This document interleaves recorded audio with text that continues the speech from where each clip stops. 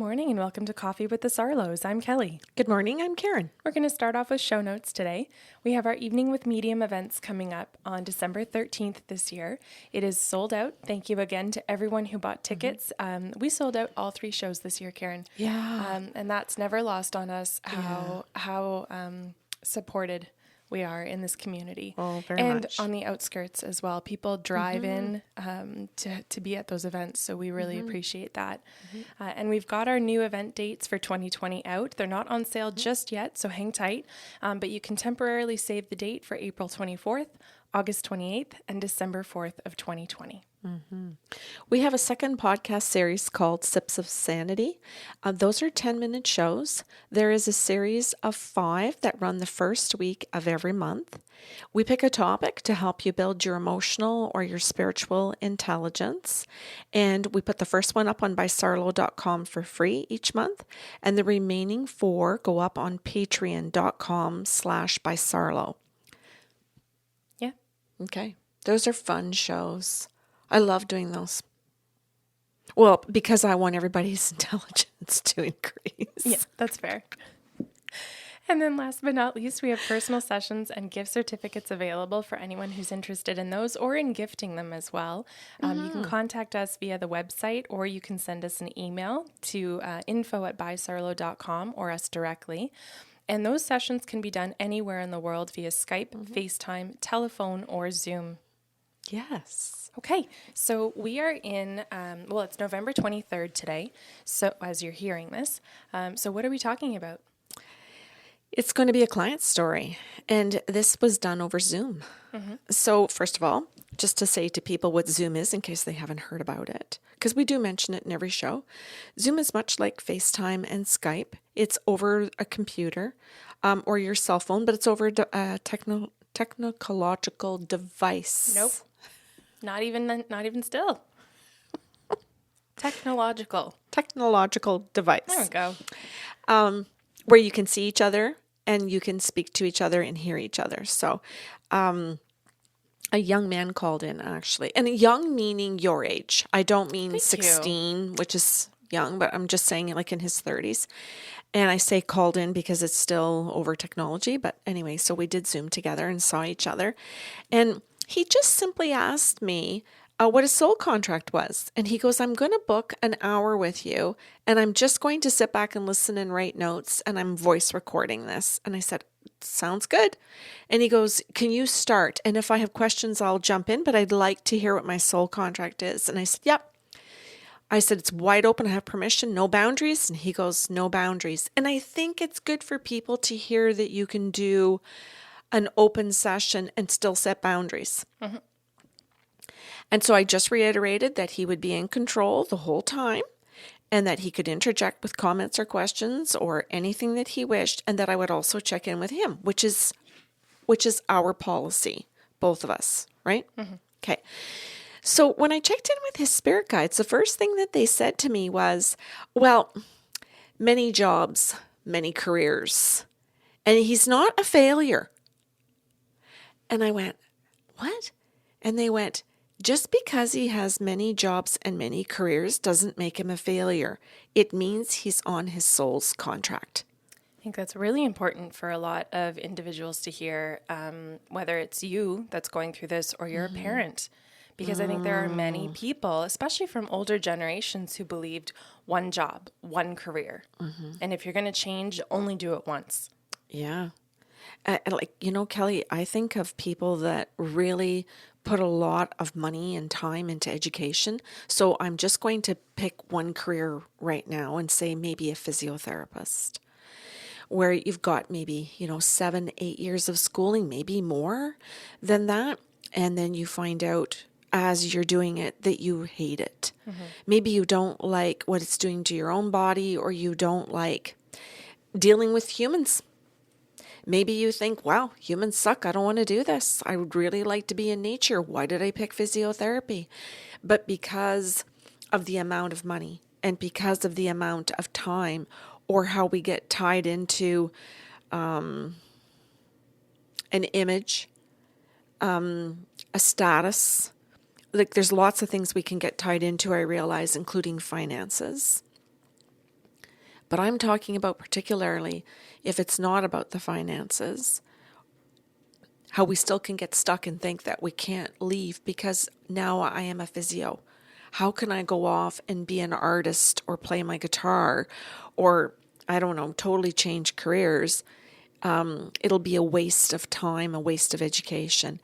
And yet, I do know that there are people out there that would say, well, I've got my doctorate and I also went out and did another doctorate. And I know there are people that Who get it. Who totally get this, but I am really pointing out that there are a lot of people who don't, or who see somebody else who's done it. You know, he's a football player and he's a lawyer, you know, or he's an athlete, plus he has a business. He's a financial consultant. We see it and we hear it and we think it's them, but we don't really place it when it's our own spouse that's struggling, ourselves, our children, our parent. When it's someone, or even a friend, we think, what is wrong with them? Or some of us talk behind their back about this and say very mean things. So anyway, getting back to his particular stuff, I said, well, the spirit guides just really want you to know that being on your life path perfectly means that there are many jobs and that there are more than one type of career, that you are going to fully step out of landscaping and go into bookkeeping. And he goes, did you just use those two examples, like just because it's just coming out of your head? Or, and I said, well, no, I said, if I'm doing my job right, I'm supposed to be picking two that you've already done. And he goes, those are two I've already done. And I said, no, I said, hopefully every example that we give in the sessions pertains to you. And he said, this is really good. He goes, but this is really difficult. And I said, it is. It is really good to hear that this is your soul's path. It isn't just one job or one career with different moves or always up that ladder, but the ladder from bookkeeper to accountant to owner to manager, or you know what, like that kind of progress. But that progress for people can be very, very lateral instead of, you know, always, I'll say, increasing financially or in position. And he said, why would my soul do that? And I thought, why wouldn't it? But his question was, why would it? So I have to answer that. So I just said to spirit guides, okay, what's up? Like, why is this his path? And they said, well, can we go into some of his past lives? Ask him. And I know you, in your head, you're already thinking, oh, I bet you this is a past life. And he agreed. He goes, yeah, you can do past lives. And so they showed me past lives where he had one in particular, Kelly, where he has to work from like the age of about 7. And literally, like on a farm, working for his parents, then he becomes the farmer, then he marries. So he's literally, by the time he's 80, he's worked like 70 some years. And it's always in the same area, which he ended up loving in that life. He loved the animals and the farm, but there wasn't a variety outside of that. And then he does pick in other lifetimes careers, I'll say similar to the physio, meaning that he picks something where he does get an education and he stays in that career. And I want to say that he actually really does like those lives. Like, I don't see that he's pissy or angry that he did that. And that's why he's doing this. This isn't driven out of anger or frustration that how come, you know, or I was so mad in those other lifetimes. It's not like that. He loves that. But he decides in terms of his soul's growth that he wants to experience what it's like to not know. He wants to experience what it's like to feel lost. Oh, some people are going to hate this show. Oh, I know. And yet I also know that there are going to be other people that are going to turn up the volume. They're going to say, that's me. My head goes first in comparing the farmer life to the current one in the difference in the kind of fatigue that you would feel. Yeah. Because as Oh, I like that. and how you can kind of illustrate the different lessons, right? So if you're a farmer and you're working your land and it's all day, every day, there's a variety within the tasks that need to get done, but it is monotonous because it's the same thing every day. Now you can come to bed tired and have muscle fatigue because you were, laborious all day. Yeah. But be happy in your fatigue because you saw the greater purpose and you really enjoyed each moment. Yeah. Then you come into this lifetime where what he's trying to do is figure out or know what it's like to not know. And that is, I think you used the term lost as well. That is a whole different level of fatigue. Yeah. When you are uncertain of yourself, when you are running, from multiple jobs to the other, or trying to figure out when it's the right time to leave one to transition into the other. Yeah. The fatigue doesn't come from a place necessarily of joy. It comes from a place potentially of fear, potentially of excitement and anticipation of, hopefully the next thing is better. Or not as bad, I'll say. But that's a big lesson, and it's a really good one in terms of empathy. Because if all you've ever had, am I jumping? Oh, no, you're just doing it beautifully. Okay. If all you've ever had is the fatigue of happiness, kudos. But then it's very hard to empathize with the people who really, really need to do a different kind of hustle. This is the life path. You're saying it perfectly. You're talking, and this is the soul's contract. Is for empathy. Great. You're just cute as a button. Well, thanks. You know what? And it really, it lights me right up because I go back to one of our very first episodes. I think it was episode 7, where we talked about J.K. Rowling's commencement speech about imagination and empathy and what she wrote called Very Good Lives. Or, Very Good Lives. And I want to say in his particular story that he has empathy. And in the other lifetimes when he is a farmer, he does have empathy for other people and for the animals. In his spirit's growth isn't from a place of being an asshole and needing to learn lessons because he's been an ass.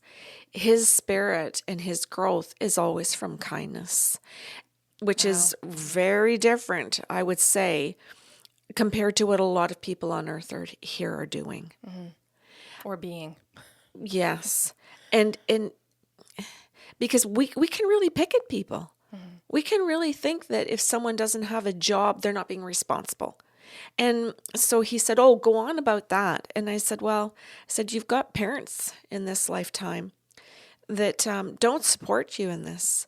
They think that you're coming back home between jobs, even though they say to you, move in and we're fine with it, they're not. And they kind of let you know, because once you're in, if somebody out in public is making fun and saying, oh, what are you doing? And he says, he's back living with us again. He's back at the home. Every time we turn around, we think we're just starting our retirement. The kids come home again. And there really is, the true beliefs present themselves in public. I hope parents are hearing that today then. Yeah. Because the way we're sticklers for language, as everyone knows. And if you really are saying one thing, but talking a different way in public, then your intentions are not in alignment. You've probably got a whole other different kind of level of fatigue. Yeah. And thank you. I'm going to keep going and just adding different things.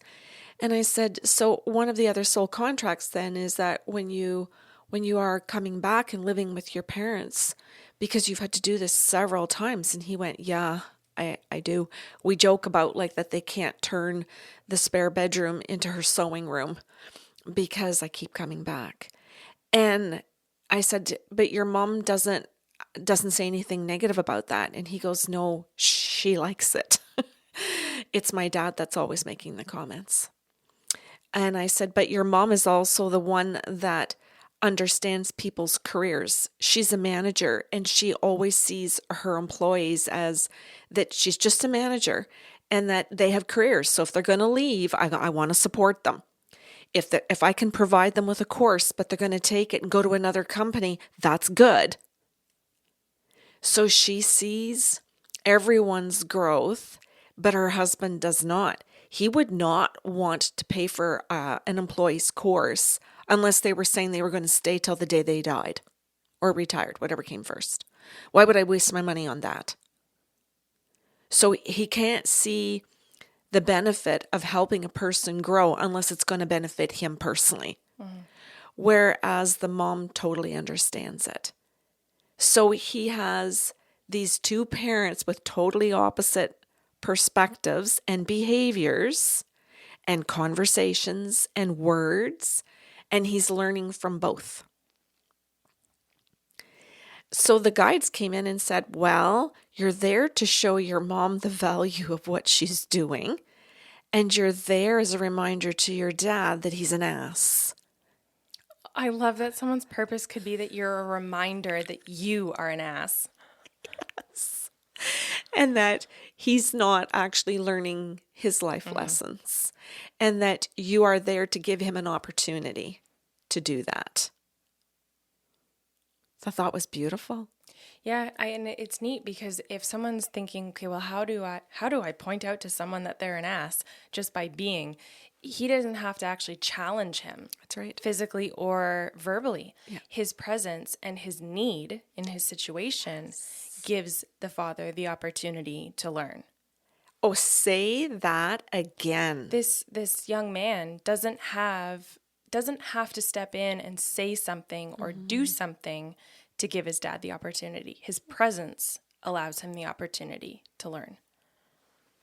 Which is good because that means then that the son doesn't have to be over responsible, right? He doesn't have to walk in and explain himself or defend himself or say, hey, Dad, could you see it this way, right? It's just not his job. He can get on his merry way and do what he needs to do to transition into the next career. Dad has to either take the opportunity or wait until it comes around again. Very good.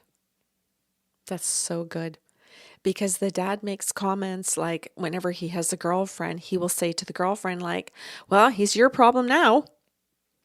Meaning that when he moves in with you, you're the one that's going to have to deal with his jobs going up and down, not us. And the mom will look at her husband and say, that's ignorant. Good. That's rude. That's condescending. Times have changed. Jobs and the workforce aren't even close to what they were like 20 and 30 years ago when we entered. Students in high schools are now being told right up front that they are going to have many jobs and many careers. We weren't taught that, hun. And he just,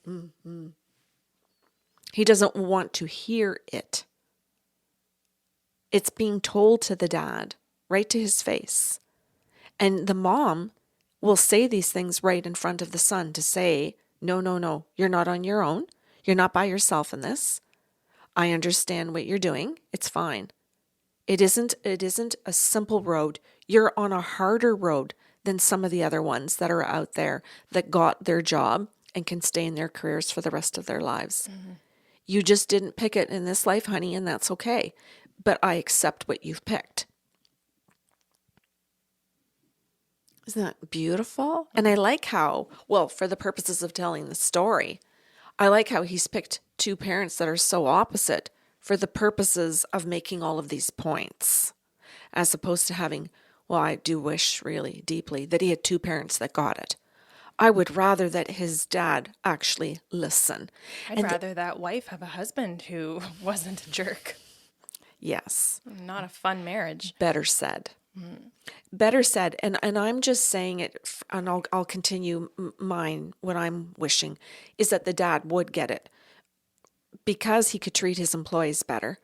Because he could actually understand his wife and connect to her. Because you're not connecting to your wife when you have such polar opposite thoughts and beliefs. And so that he could actually connect to his son. Instead of just thinking, because I birthed him, there's a connection. No, you have to work at that. And you can't just be there for the big wins. Which is what the dad wants to do. When his son lands a really good job and they finally think he's got the pension and the benefits, the dad's all about taking him out for dinner and celebrating it and helping him find that apartment to get him out there. But for whatever reason, this was another thing that was in the soul contract, that he would choose to leave some jobs, and that some jobs he would be let go. And he goes, well, could you go on about that last one, about the being let go? And I said, yes. I said, I'm being told to tell you that you would be let go. And in particular, there's a job where you're let go from that they would term it almost like that they fired you, when in reality, you got bullied out by the staff. And the boss, didn't understand all of the bullying of the staff. They made a choice not to deal with it and instead let you go on purpose so that they didn't have to deal with all of the bullying. And he went, I'm really happy that you've explained that, because when I didn't know, like, I don't work with all the coworkers. I can't even confirm all of this for you. He says, I'm not even certain of it, but I could ask other coworkers that I know now that are a couple of buddies. But he said, this explains something to me where it came out of nowhere and I don't understand. And I thought, this is a beautiful thing to do people's soul contracts, that I love that you and I can help people with, because it does give us answers and explanations for things that we really don't know, where we really can't see when something hit us. Like this young man not understanding why he's fired. And the boss is not giving an answer, or saying, I can't remember what his boss said, something about not being suitable. And he's like, not being suitable? I was doing fine in my job. He doesn't even understand what the other employees did. And there is no explanation, so the boss won't even give him any answers. Won't explain anything to him. It's just you're being let go. So then how do you really go home and say to this mom who gets it, so she's going to understand some of that. So she questions him about it and says, okay, so she says, it's okay, it sounds fishy. But the dad's like, he just can't hold down a job. He goes into his lines and his stories instead of what occurred. How come you don't understand? What about this do you think is fishy? What are you seeing I don't see here? Right? Mm-hmm. So he was happy to hear the reason behind this, so that he could actually go and ask other people to see if this is true, which I think is great. And then what I did for him was to simply say things to the spirit guides like, well, did I get all of that right? And they went, yep. And he has a sister and a cat and a dog. And I'm like, oh, do you have a sister, cat, and a dog? Yes, I do. Oh, okay. So as long as I'm still giving other information that's accurate, I felt comfortable giving him that message. He can still go and do his own affirming, but I did what I could do in that process, in that hour that I'm given. And I know you do exactly the same thing. Mm-hmm. Cool, eh? I'm just kind of taking a pause for a minute, because I think some people will hear this and go, well, what else?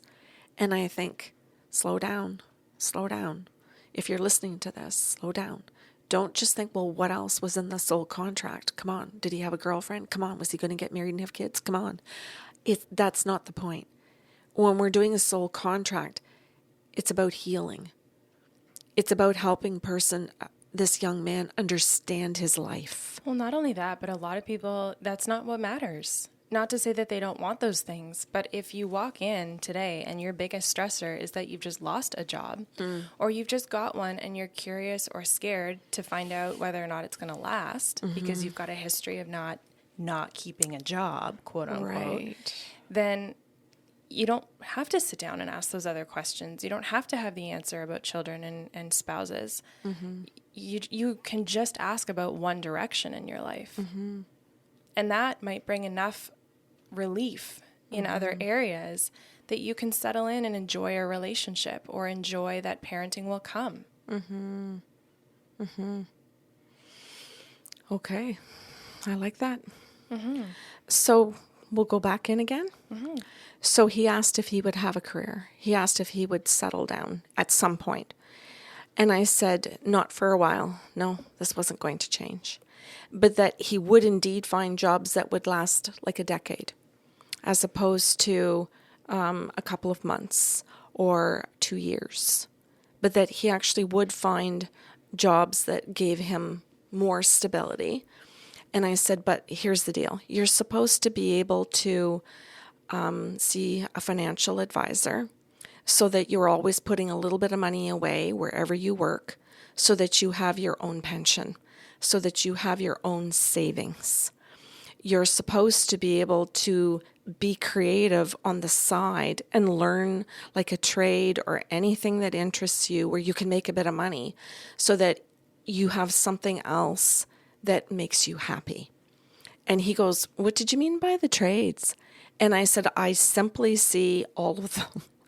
And I see like a handyman or a handy woman of sorts where you're able to help fix things, but you're not a builder. You're not a carpenter, but you can go in and build the shelves or a jack of all trades. Yeah. And I said, so you don't have to go to a trade school and be certified, but that you could make a lot of money flipping houses. And he went, you just said it. And I said, what do you mean I just said it? And he goes, it's what I want.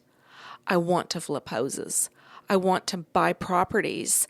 And this is what I've been trying to get my mom and dad to invest, but they won't because my dad thinks I can't keep a job.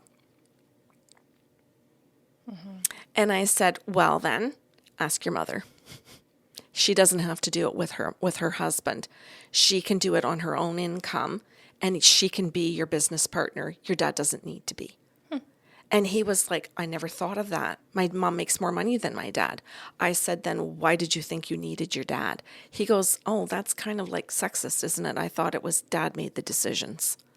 And I went, well, you might really want to sit down and have a conversation with your mom because she would love to see you succeed. She would love for you to be able to do this. And then if you still go out and get other jobs but have this, it's all good for her. And by the way, if you ask your mom if you can turn the whole basement into a full apartment yourself with your friends, with your own entrance, all of your own stuff and pay them rent, they'd love it. Because it's going to give them an income when they're retired above the two they already have. He was like, I like that. So then he asked me one more question. He said, do I end up with a partner?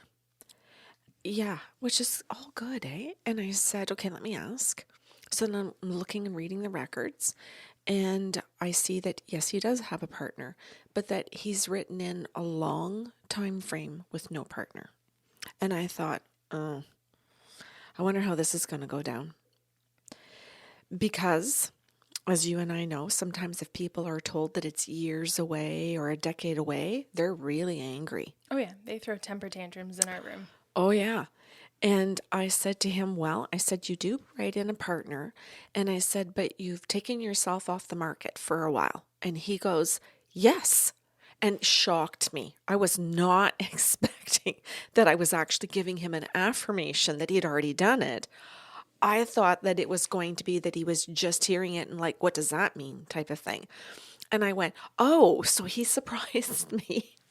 I said, you've already taken yourself off the market. And he goes, oh, absolutely. I'm not dating. And I said, okay. He goes, you go ahead though. He goes, I'm just interested to hear what you have to say about that. And so I asked the guides, and they said he had taken himself off the market, wasn't going to date, even if somebody asked him out, that he was going to explain that he had to find himself. And I said, oh, you're trying to find yourself. And I said, but you're kind of lacking some direction. You just know that that's a term. And he goes, okay, that's fair. But it was his mom that told him to not date. And he listened because she saw behaviors in him when he was dating. She saw how he changed. And it wasn't for the better when he was with partners. Certain parts of his character that weren't there, I'll say, really came out in not a good way. So she had told him that he shouldn't date and that he needed therapy to figure some of this out. And he said, so can you tell me what that means? Like, what would I go to therapy for? He says, my mom has said it and I do trust her. I just don't know what I'd walk in and say to a therapist. Hi, my mom sent me. She thinks I'm screwed up with women. That's a good start. Yeah. Yes. That actually is a really good start. I think lots of therapists could work with that. Yeah. Just let them ask the questions. Absolutely. And I said, okay, I said, what your guides want you to know is, we could point over here to the books again. But I said, it would be really good for you to start with the forms of verbal abuse because you're using some of them. And I said, so you tend not to do them in a work environment because there's a consequence, but you're not as concerned in a relationship because you think that your partner is just supposed to put up with it because they're supposed to take you for who you are. Like that kind of a cliche. Love me for who I am. And he goes, well, yeah, aren't you supposed to love people for who they are? And I said, no. That is exactly what it is, a cliche, and it's an unhealthy one at that. It's important for you to grow and to learn the patterns and the ways that you're speaking. And those forms of verbal abuse could help you identify your patterns, not trying to find it in a woman, seeing them in you. And I said, I understand that you're going to see some of them in your dad. And he goes, okay. So we didn't go into them. It was just at the end of the session, and it was just, I'll say, a direction. And he had a couple of directions out of that. What's in my soul contract question or intention at the beginning, where he got things about his own behavior, a little bit about relationships, but understanding now that you don't just say, I'm trying to find myself and have no idea what that means and work on nothing.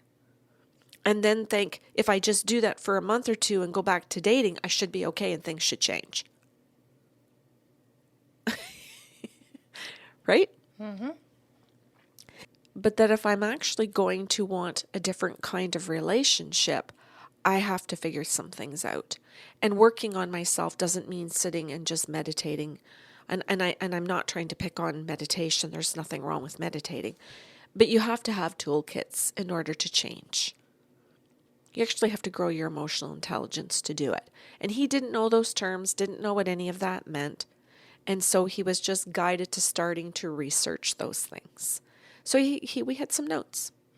He took his own and he had a voice recording and I did some doodling. So he had I'll say 2 or 3 places to go to at the end of the session. And he was given homework. Nice. He was given homework to sit down and listen to the recording and write notes about it and write a to-do list, a work list, and then be able to sit down with somebody that he trusted and ask them if he let them know about it, would they want to participate? And he goes, well, what do you mean? And I said, well, hon, I said, you could easily go and research, say, the emotional intelligence, find a podcast show on it, and then share it with your mom or your dad. And then you're going to see who actually wants to help you. So if your dad listens to it, he might actually come back with some information or want to practice with you. And I said, as far as I can see, your mom's already on board and would do it with you, with whether she thought she was getting anything out of it or not. But if she thought her employees could benefit, she'll take what you're learning and take it to work, and it's still going to benefit her. Mm-hmm. So this is beautiful homework. And I think that if people are listening to this and they're in the space of still listening to our shows and going, oh, that was fun, that was a good show, and click, and then go back into your life, you're really not tuning in well. Yeah. You're supposed to be listening to these shows and going, oh, she's talking to me. Or, oh, how can this apply? Or what can I get out of this? Your questions really should be, why am I listening to this? Is there someone in my life that has different jobs? Do I actually support them? Is it my friend's kid? And I can be a Yeah. better friend to help this child that isn't mine. Yeah. Instead of thinking, oh, like in that example, my friend's, son or daughter can never find a job. I'm hiring people, but I'm not going to say anything. Oh, I just meant in the way that you have conversations with your friend to shift the way that they think. I understand. I'm trying to point out more. Okay. I want to add to the list all the time. When you point something out, I want to point out even more so that people get as much out of these podcasts as possible. I'm trying really hard not to move my hands too much. People are thinking, why is she doing this? Because it makes editing difficult. It does, now that we've gone to video. But anyway, I want people to listen to this show today and really think, is it you? Is it someone you know? Is the dad someone you know, the mom or the young man? And where in your life could something that you learn here change something for you in a good way? Lovely. Yeah, I hope so. Is that the show? Yeah, I'm done. Thank you. Oh, I love doing his session. I was so excited to share this. I mean, I know I could say that every single show, but when I think that people could hear it and come away from it and go, yeah, I could change, that excites me. Or I could get a little bit better. Maybe you already are somebody that's doing all of these things, but thought, I could listen to it again and see if I could learn something else. It's good. Cool. Okay, well, a few things before we go. We didn't do it at the beginning, but I would like to take the opportunity now to thank listeners. If you are just tuning in by audio today, that's fantastic. We love that you're interested, and hopefully that you've stuck with us and you can take the gentle butt kicking that came with it along the way. Yeah. And if you're tuning in by video on Patreon, thank you so much. Your time and your financial contribution is huge. It allows us to continue to invest in what we're doing so that we can keep bringing this to you in bigger and better ways. And then on top of that, I wanted to let everyone know that next week's show, we have an incredible guest coming back. We have Carmen Theobald. She is going to be talking about the concept of the master herder, which is really, really beautiful. It's actually a great follow-up to today's show because really what it's talking about is emotional intelligence and leadership skills. Yes. So if you want, you can tune in next week to Carmen's show. She is or was here by video. So you'll be able to see her on your screen if you're tuning in on Patreon. I'd like to add too, Kelly, that Carmen's toolkit is pretty extensive. And we know that it also has to do with horses and their stories. So some people who are horse people will love these, but we really want you to know that you don't have to even know a horse. No, it's to listen and get a lot out of her shows. Yeah. And the second point I wanted to make is that while she's going to be on Coffee with the Sarlos, we have already invited her to come and do Sips of Sanity with us to actually put together a toolkit for people so that they can listen to that series of shows as well. Yes, so she'll be on in the new year on Sips of Sanity. Yes. Perfect. So if you have questions or comments about today's show, you can email us at info@bysarlo.com. Otherwise, have a wonderful weekend and you can tune in next week.